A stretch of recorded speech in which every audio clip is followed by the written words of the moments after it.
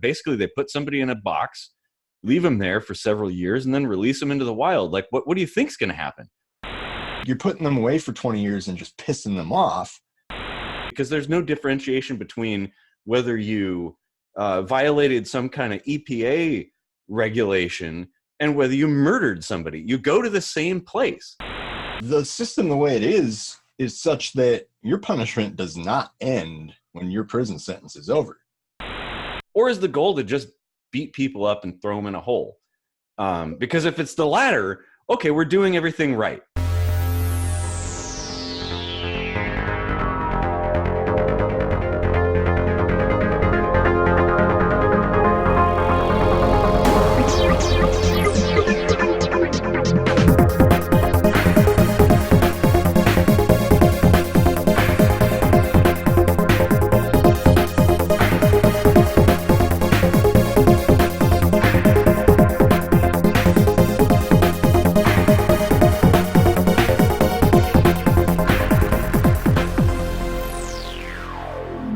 Welcome to another kitchen sink microscopy. I'm Casey Rochford.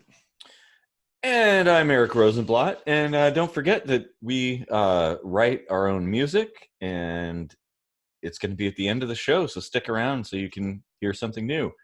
So what do you think we should talk about today, Casey? Well, it's not really hot in the news right now, but there was something that came up a little while back that I thought would be really interesting to spark a discussion, and that was this relatively new idea of restoring voting rights to prisoners. Yeah, I've heard of that. That's an interesting topic, actually. Yeah, and I mean, it gets you thinking, like, why would that be a bad thing? And like, is there maybe a better way to reform criminals? Yeah, and this is actually something I think about a lot, quite a lot, actually. I did read some stuff about the prisoners' voting rights and stuff, and I remember quite a few people were in support of that, including Bernie Sanders, and everybody kind of came down on him, like, "Oh, he wants to give voting rights to felons and child molesters or something." And I think, well, I don't see the problem with that. What are they going to do? How many are there? Is it really going to make that much of a difference? And why is their voice irrelevant just because they're in prison? It's 1% of the population. Yeah, and I'll tell you what, that's probably like 99% too much, because most people that are in prison are there for nonviolent, victimless crimes like drug offenses and prostitution and things like that, and they're there for a long time. And so I think about that too. So the thought that I have is prison reform, or is it just punishment? Is it a punitive thing where all we're doing is throwing somebody in a box and forgetting about them? Or is there supposed to be some sort of end goal for somebody being in prison? I mean, we do call it the correction system after all. So what are we doing? Where's the correction taking place? I ask. Yeah, I think there's this idea that they've got programs in place to foster job skill creation and stuff like that, but it's falling short. I think that it's severely lacking some real psychology behind it, and I think I'll get into that a little later. But what I'm wondering is, of all the things that have been proposed as an alternative to prisons, what do you think makes the most sense? Well, there's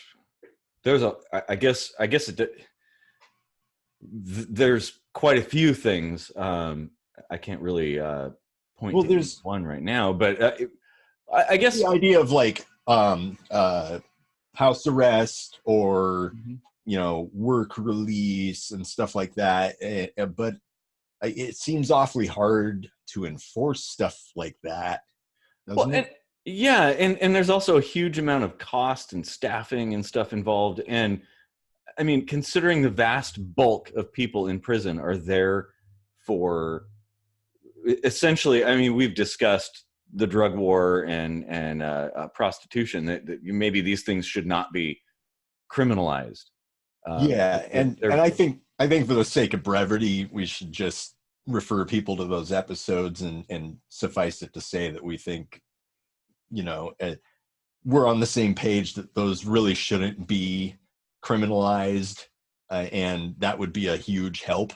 But there yeah, are still violent offenders. There are still people that, try to skirt the tax system and things like that that are kind of vital to like a smooth running, well-oiled machine of a country, well, yeah, and I think if you, I guess in my mind, if you cut out all of those, the majority of people in prison who are nonviolent and committed victimless crimes, you're going to be left with a very small population. And that can actually, then the resources are actually there to do something about it. Right now, it's like they're overworked, they're understaffed, they're underfunded. Like, what can they do? They're, basically, they put somebody in a box, leave them there for several years, and then release them into the wild. Like, what do you think's going to happen? They do nothing to help these people. They put them in a some kind of facility full of like-minded people who have nothing. There are no resources to improve your situation, and they release you back into the world having done nothing. I mean, what do you got left? If you go to prison, you lose your job if you have one, you lose your house if you have one, you lose probably your family. Everything you have is gone. What do you got left when you come out of prison except crime? Yeah. I don't know what I would do if I lost everything and went back onto the street with just my clothes that I'm wearing and whatever I happen to be carrying on my person. There wouldn't be Yeah. many opportunities, and I think that does us all a disservice because it creates a situation where it's sort of just a revolving door. There's no alternative, and so they commit crimes. The crimes are obviously punishable by jail or prison, and they go back in and then they come back out. And I mean, we see it all the time. I think we have to have a different approach to that, like what we do with people when they're in prison. Yeah. I mean, there's a few things that make sense when it comes to prison sentences, like keeping somebody segregated from the rest of society. Like the issue of psychopathy, which effectively, when you boil it down, is just basically people who don't understand right from wrong. So how? I mean, it makes sense to segregate them from society, but how do you expect that to fix anything when there's like a wiring problem in the brain? Like you're putting them away for 20 years and just pissing them off even more, and they're still not going to know right from wrong. They're still not going to have remorse. Mm-hmm. They're going to get back out there. And the other thing that I think is kind of ridiculous on the flip side is that we release people like sex offenders, for instance, and give them these classifications of likely to reoffend. Well, if they're going to reoffend, why the hell are we letting them out? Well, yeah, especially if it's likely to reoffend, it seems kind of like a bad idea. Yeah. So, like, if you look at the prison sentences available for any given crime or whatever, you might do 5 years for murder or something. You might scratch your head and go, I don't know, 5 years might be worth it. I really hate this guy. Is it really long enough? Do you think it would be better to have an indeterminate sentence that was solely based on your improvement as a human being? That would be an interesting idea. Yeah. But as long as you're allowed to improve, because what options do you have when you're in prison? You don't really have a lot that you can do. You're kind of just in a cage for however long you're there, and you don't have any freedom. You don't have really any assistance or contact with the outside world, how are you going to improve? I mean, that is kind of, to me, it's like, okay, yeah, I'm going to exempt the cases where it's somebody who, say, is like, a serial killer, and they've killed 20 people or something, and they're that's all they want to do. But that constitutes a tiny fraction of the people in jail. And so I think, apart from that, the correction system really should be a correction system. Like, okay, you've done something that we've deemed wrong. We shouldn't just put you in there and forget about you. There should be a process to improve somebody. And really, we should be looking, why did they do that? Because people don't do things for no reason at all. There's obviously a reason behind everything. There's a cause. So what is the cause? Can we improve that person's situation? Yeah, okay, maybe if you do something, if you do a real assholey kind of thing, there should be some kind of punishment. But it shouldn't just be simply punishment, because there's no differentiation between whether you violated some kind of EPA regulation and whether you murdered somebody. You go to the same place, and it's dumb, and you basically get the same treatment. So I think it's a completely broken system. Yeah. And I mean, if you go to the karma idea of eye for an eye, maybe that makes sense in certain situations, but then you get to weirder, unethical situations well, is it punishment then to rape a rapist? Because that sounds kind of effed up. Yeah, it does. And again, what is the goal? Is the goal to create a better society? Is the goal to assist people who are in bad situations to become better people? Or is the goal to just beat people up and throw them in a hole? Because if it's the latter, okay, we're doing everything right. Yeah, we are absolutely, but if we actually want some civility and we want to improve the world as a whole, well, I would say we should go with the former. We should be giving people, asking the question of why somebody did something, and then trying to change that, and we also need to analyze our own laws too. I'd like to go into the topic of jury nullification, but I'm going to leave that alone because that should be its own episode. But we need to analyze our own laws. Are our laws just? For one, should you go to prison for crime X? Well, who knows? I think that's why the jury exists. But then what's the punishment? And why is the punishment always the same? It's the same punishment no matter what you do. You go to jail or you go to prison, and maybe you pay a fine or something. But why is that always the same for every single crime? And what's the benefit? What are we getting out of it as a society by doing that, other than having a temporary opportunity to forget about somebody? Yeah, I think the current system as it is, definitely is geared more towards deterring crime from happening in the first place. Well, if that's instilling this supposed fear of having a really shitty situation thrust upon you, like you're in a cage with a bunch of other assholes and you don't get to go anywhere or do anything fun, and all you have to do is work out and get more pissed off and then get out and probably just do more of the same. And, yeah. And it's like a never-ending cycle. And I think there needs to be kind of a real psychology behind it. I think we need to, first off, come up with some more creative, punishments for the lighter stuff.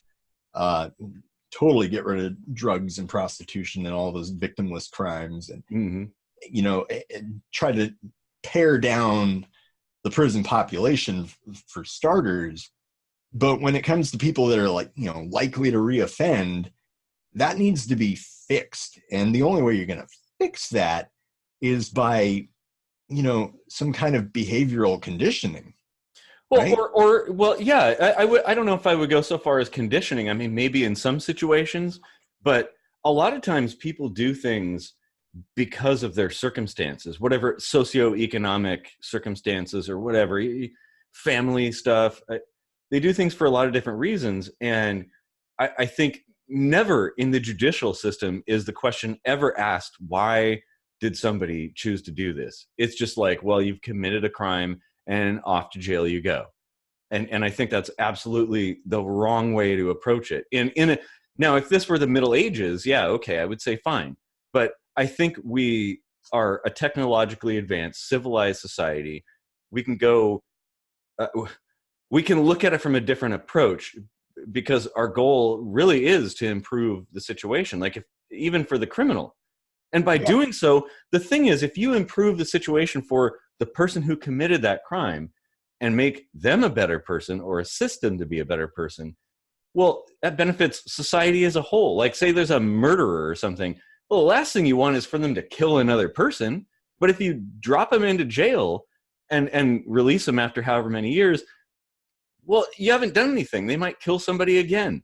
So fix that thing. I think you're right. Yeah, absolutely. We have to have a different approach. And it needs to be an approach that is varied, dependent on the situation. It needs to, the very first thing we should be doing in court, in the judicial system, is asking the question, why? What led to this thing? And then, like you said, a psychological thing, like what can be done to improve that situation? If nothing can be done, well, then I guess, yeah, they go into some facility for the rest of their life or whatever. But that, again, it's like, that's such a tiny, tiny fraction of people, you know? Yeah.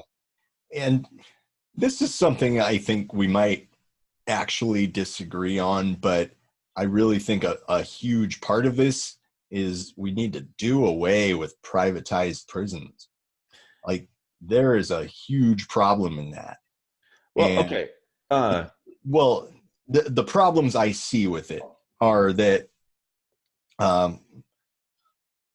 because they are operating a business, there are going to be situations where maybe they need to spread out the population. Like, it's getting crowded here, or they don't have enough over there, so they're not getting enough funding or whatever. So they'll relocate prisoners. Now, a lot of us who put prisoners out of our mind think, oh yeah, whatever. But these are people now being separated from their support network, if they even had one to begin with. But, you know, like anyone that was visiting them, any family or anything, are now hundreds of miles away. And if they get released into, you know, who knows where, Oklahoma or something. Yeah, I was going to say Kentucky, but, you know. Yeah, where, you know, pick your state that's not where you came from. It's obviously not a good thing for them to reintegrate into society. No, that's true. Now, I'll just say, I don't know that private prisons are that much worse. Now, here's the thing. I kind of agree with you on this, but I don't think the problem is that there are private prisons. I think the problem is the incentives. They're paid based on residency, like how many people are there. That's where their money comes from. I would say go the opposite direction. Pay them based on success rate, like you would a school or something. Like if there are enough people graduating with high marks, then you get more money.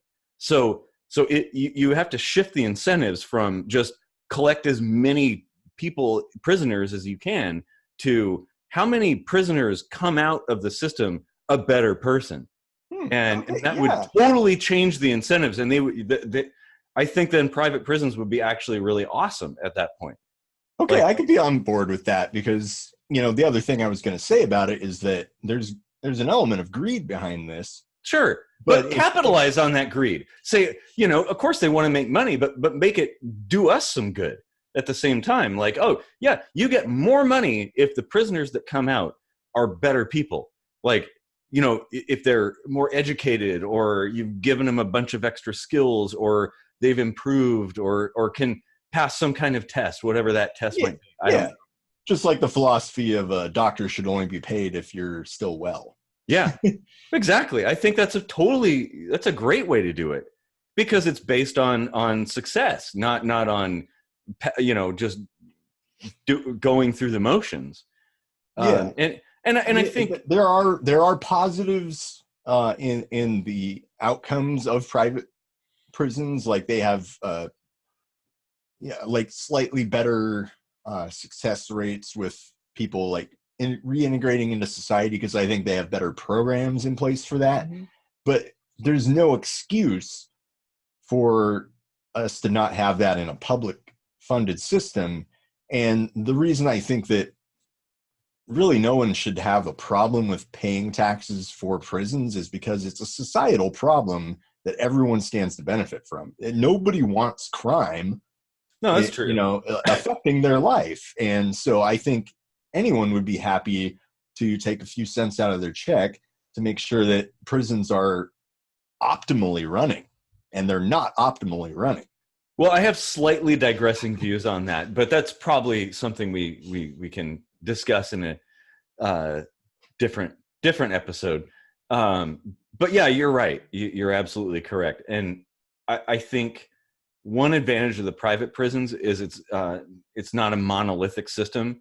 So you have a variety of different ideas being tested and tried. Because the fact is, we don't know what to do. Nobody knows how to reform a person. There's no one way to do it. And when you have a system like a public governmental system, it has no incentive to innovate.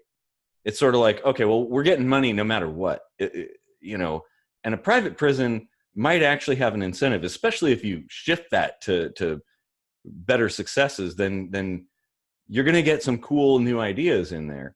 Have you heard of and this sounds like a bit of a digression, but have you heard of retirement communities that are like actual communities? And people with dementia are allowed to roam around, and it's like a little mini city for them. So there's things to do. They can go get their hair cut. They can go to a restaurant. They can mingle. They can get sunshine. They're not in a cage or on a schedule or anything like that. If we treated prisons like a community, not that we'd be coddling prisoners or anything, but we'd just be treating them like what they are. They're human beings. Sure. They did something wrong, so yeah, they are confined to a space, but like let that space be enriching. Sure. And well, because that might actually go a long way to improving the situation. Again, if somebody does something we find wrong, and this is where I want to kind of express this idea of caution in people's minds. Like, the idea of right and wrong is kind of subjective. There are some things most people agree on, like, murder is bad, stealing someone's stuff is bad. But there are things where it gets a little more gray, and yet we treat everybody the same, no matter who. If you say someone's a felon, well, it comes with a stigma. If you say you're a sex offender, it comes with a stigma. And I think that's, I don't know. I'll go into that another day, because like there's some things there. I think there shouldn't be such a thing as a prison record. I think it should be confidential that you've been in prison, because if you served your time, you basically paid your debt. You shouldn't have this stigma attached to you, which there automatically is if you say, hey, yeah, I have to disclose that I've been in prison, or I have to disclose that I've been a sex offender or whatever. Yeah, it's indefinite. It's like the mark of Cain on your head, like you can't get a job, you can't live in certain areas, like there's certain rights that are stripped from you. Like, but it can either be one thing or the other. Like if the prison sentence is your time, I guess, that you're serving for whatever misdeed you've done, when you get out, that should be it. Slate swiped clean and it's done. But it isn't. Like we continue to punish these people indefinitely for the rest of their lives. Like, if once a felon, always a felon, as far as like the society is concerned. And I think that's bogus. Like, and dig deeper into that. Like, what do you think could cascade from that? Higher suicide rates, more crime. Yep. There's just so many other bad things that can come from making someone's life hell just because they've been in prison before. Well, and that's the thing. I've said this before. You can't have this logic that, once an offender, always an offender, because if you're once not an offender, you're always not an offender, right? Yeah. Same logic. Exactly. So, yeah. Consistency. That's important. Yeah. People can change. People make mistakes. Mm-hmm. And if they're punished for it, let that be it. Yeah, I agree. I mean, and there could be a variety of different ways of solving those problems. I mean, I think at one point had talked about prison labor. We were thinking about discussing that, but I do actually think not forced labor, but the option of going and doing something, maybe learning a trade. Because the thing is, you think about it, a lot of people who commit crimes, they're in desperate situations, and maybe they don't have a lot of resources. But if you give them the opportunity to, say, do something like build stuff, or learn a new skill, like whatever it might be, welding or programming or something like that, and you do it, even if it funds the operation of the prison, which I'm all for, because it's expensive. So yeah, why not? If you're in there, the inmates should be doing some work to self-fund the operation. But it should be productive. It shouldn't be just like, chain gang, you're just like digging a ditch. No, it should be something that what you do is a valuable skill, and whatever you make is something valuable. Like when you get out of prison, maybe while you were in prison, you were helping build something like a bridge or some kind of building or something. When you get out of prison, you can look to that and go, I built that. Like I was involved in that. And you have something to show a prospective employer, and you have skills now.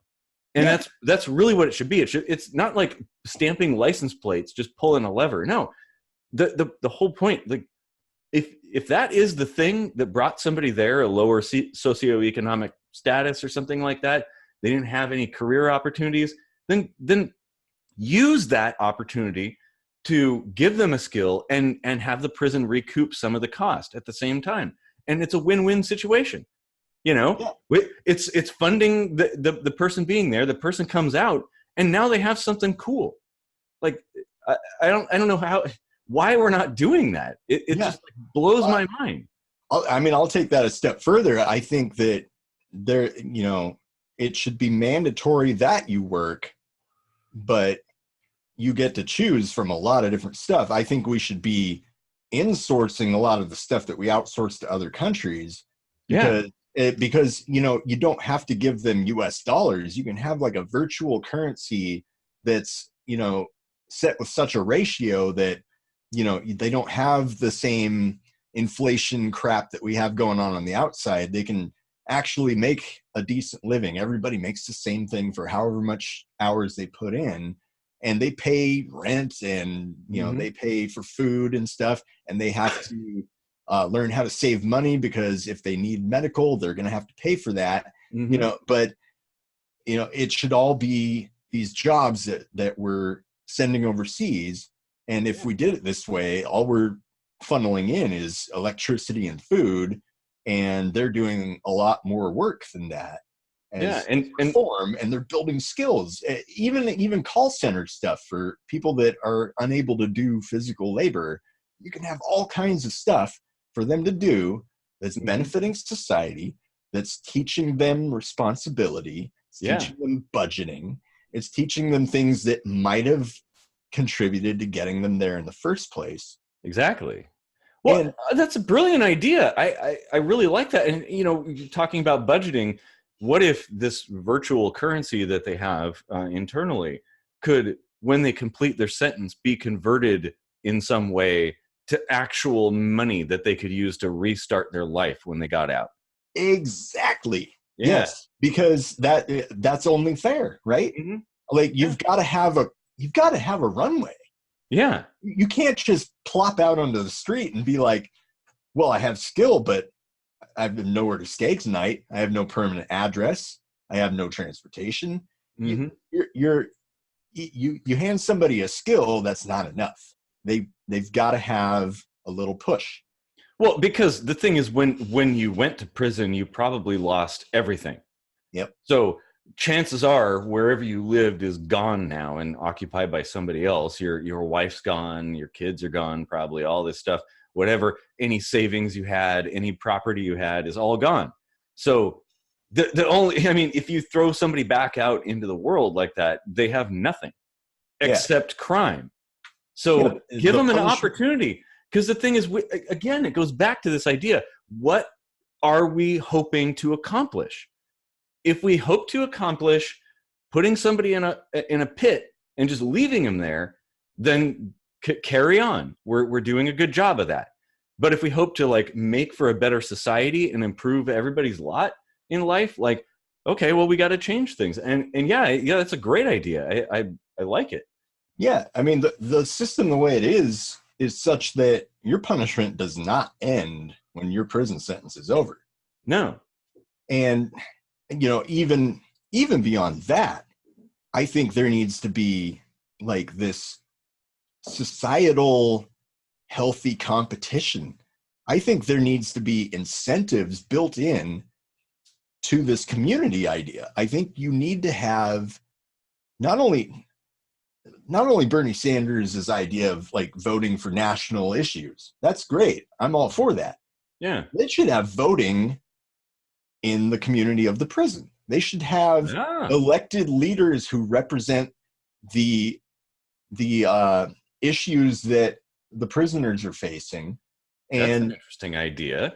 And they get incentives. Like if they're doing a good job as their, class president, if you will, it takes time off their sentence because they're actually working to be a better human being. They're actually gaining skills that could eventually lead them to be a great politician, which, ironically, the politicians we vote in now are just straight up crooks, but maybe the better ones would be reformed crooks.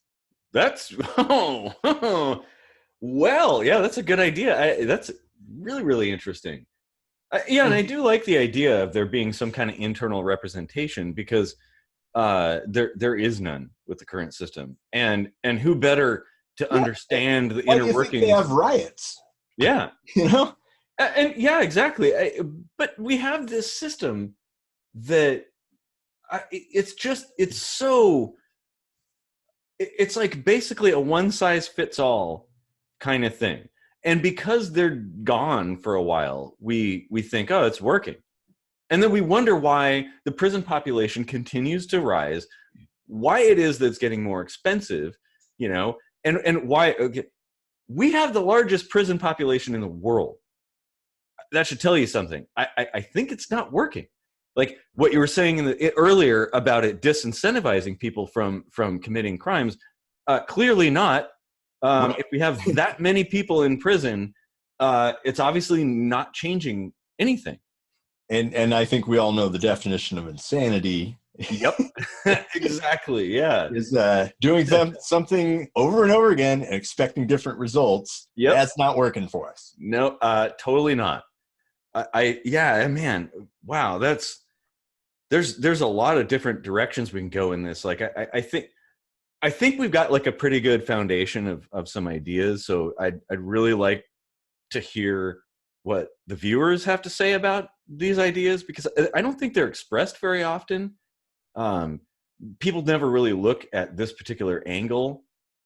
So yeah, like I'd like to hear what people have to say, and maybe we can do some follow-up videos with maybe take a couple things we talked about and go in those directions, and then answer some questions, or maybe if somebody has a great idea, we'll do a video about it.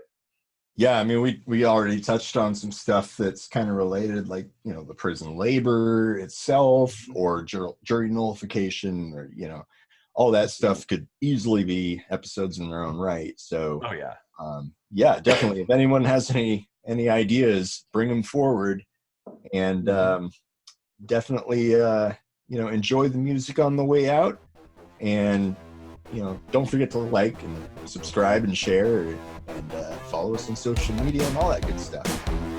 And, thanks for deep sink diving with us into the topic of prison. And have a great day, everybody. seen on the outside. Damn your eyes to the gates of hell. Poisonous affections, only just a shell. An atomic wasteland is my home. Digitizing brainwaves, head of chrome. Open up your eyes, cause it's time to see just how much you're killing me.